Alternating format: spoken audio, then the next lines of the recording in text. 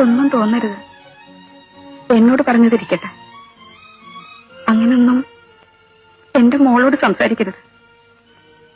അവക്കത് എന്നെ പോലെ മനസ്സിലിട്ട് ഒതുക്കാൻ കഴിയില്ല. അതുകൊണ്ടാ.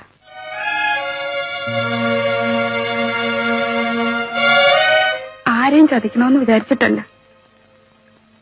സന്ദർഭം വന്നാ പറയുമായിരുന്നു.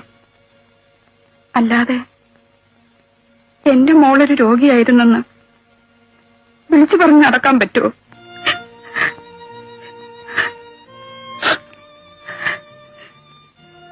എന്റെ മോളെ ആരുടെയും തലയെ കെട്ടിവെക്കാൻ ഞാൻ നോക്കിയിട്ടില്ല. അവളൊരു ഭ്രാന്തിയായിരുന്നെന്ന് മോനെന്റെ മുഖത്ത് നോക്കി പറഞ്ഞപ്പോ എനിക്കെന്നെ നെഞ്ചു പൊട്ടുന്നപോലെ തോന്നി. ശരിയാ, അവളൊരു രോഗിയായിരുന്നു. മോനറിയോ?